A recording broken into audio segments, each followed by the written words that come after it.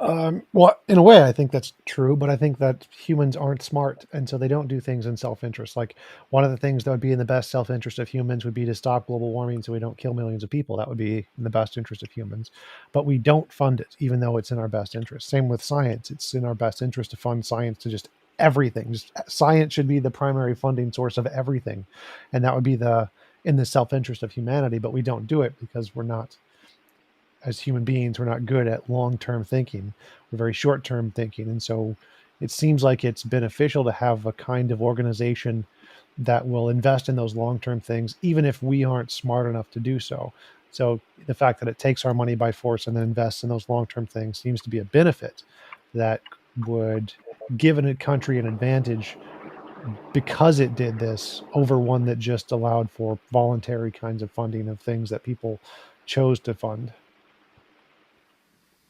The altruists believe that the reason that you as an individual cannot make the right decisions for your life, the reason that they have to prohibit, for example, predatory loans, because people will just unthinkingly take out a loan, not trying to think, well, will I actually be able to repay this next week or next month?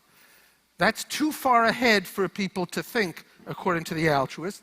So the government, society as represented by the government, has to step in and say, we have to prohibit you from taking out these, quote, predatory loans for your own good. Why is it that the government officials are able to think and to know what's really good for you and plan long range? Because they are disinterested. You are acting in your self-interest. According to this, epistemologically, the altruist believes that self-interest is a cognitive barrier. If you're just acting selfishly, that means you're being overrun by your desire of the moment. You can't think what's going to happen the day after tomorrow. All you see is this candy in front of you and you eat it. The government has to be your parent, has to be a paternalist influence and say, no, we're going to take the candy away from you because we know in the long run it's going to be bad for you. The entity that is able to be, quote, disinterested, the entity that is able to act selflessly, i.e. government in the name of society, is the entity that is deemed capable of deciding what is and isn't good for you.